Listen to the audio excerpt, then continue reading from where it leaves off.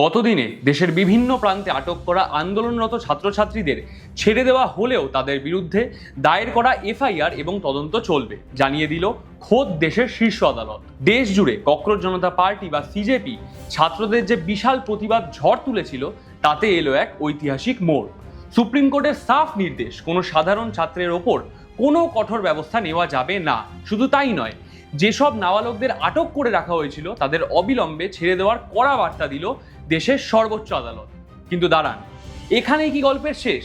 একদিকে প্রধান বিচারপতি যখন বলছেন গণতন্ত্রে আন্দোলন তো হবেই, ঠিক তখনই সিজেপির মুখপাত্র সৌরভ দাস এবং ফাউন্ডার অভিজিৎ দীপকে দিলেন নতুন হুমকির সুর।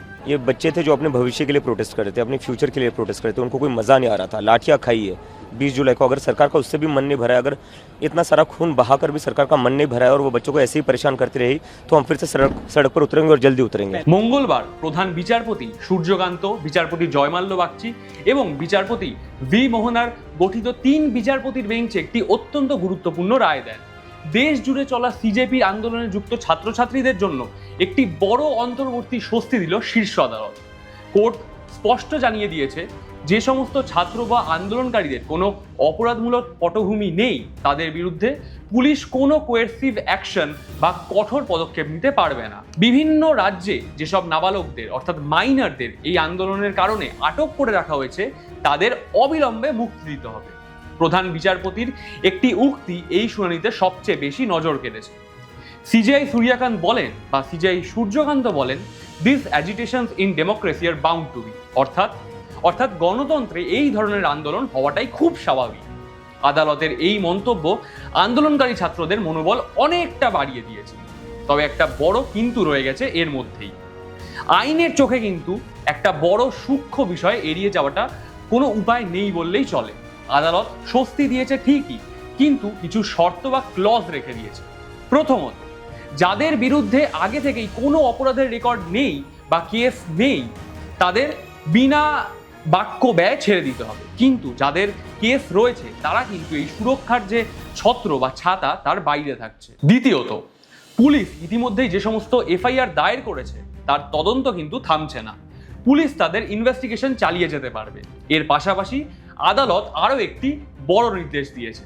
দেশের বিভিন্ন জায়গায় আন্দোলনকারী ছাত্রদের ওপর যে পুলিশি অত্যাচার অর্থাৎ লাঠিচার্জ, এছাড়া কাঁদানে গ্যাস বা প্যালেট গানের অভিযোগ উঠেছে, তার জন্য স্বাধীন বা নিরপেক্ষ তদন্ত কমিটি গঠন করতে হবে। আদালতের এই নির্দেশের পরই পরিস্থিতি আবার উত্তপ্ত হয়ে উঠেছে। সিজিবির পক্ষ থেকে এই রায়ের পর কড়া প্রতিক্রিয়া জানানো হয়েছে। आतंकवादी थे, बच्चों के ऊपर पैलेट गन्स यूज करें, इनको शर्म आनी चाहिए। कि आतंकवादी थे वो अमित शाह और नरेंद्र मोदी को शर्म आनी चाहिए। कार्रवाई ना करे तो बेटर है। ये सारे स्टूडेंट्स जो थे इस देश के भविष्य के लिए लड़ रहे थे, अपने भविष्य के लिए प्रोटेस्ट कर रहे थे। वो कोई पॉलिटिकल रैली नहीं कर रहे थे, वो कोई देश विरोधी नारे नहीं लगा रहे थे, वो देश के भविष्य के लिए कर रहे थे। इतना सारा खून बहाकर भी सरकार का मन नहीं भरा है और वो बच्चों को ऐसे ही परेशान करती रही, तो हम फिर से सड़क पर उतरेंगे और जल्दी उतरेंगे। অর্থাৎ এক পক্ষ যখন এটাকে আদালতের মানবিক সিদ্ধান্ত হিসাবে দেখছে, অন্য পক্ষ একে দেখছে গতি স্তব্ধ করার একটি রাজনৈতিক কৌশল হিসেবে। গণতন্ত্রে আন্দোলনের অধিকার এবং দেশের আইন শৃঙ্খলা, এই দুয়ের মধ্যে ভারসাম্য বজায় রাখা সব সময় একটা বড় চ্যালেঞ্জ। একদিকে ছাত্রদের নিরাপত্তা সুনিশ্চিত করতে হবে এবং অন্যদিকে তদন্তের পথ খোলা রাখতে হবে।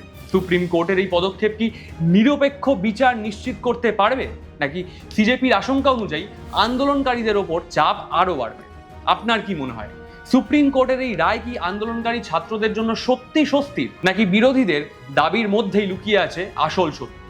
নিচে কমেন্ট সেকশনে অবশ্যই আপনার মতামত জানান। ভিডিওটি ভালো লাগলে লাইক করুন, বন্ধুদের সাথে শেয়ার করুন এবং পরবর্তী আপডেটের জন্য আমাদের চ্যানেল দ্য বাংলা স্পিয়ারকে ফলো করতে এবং সাবস্ক্রাইব করতে ভুলবেন না।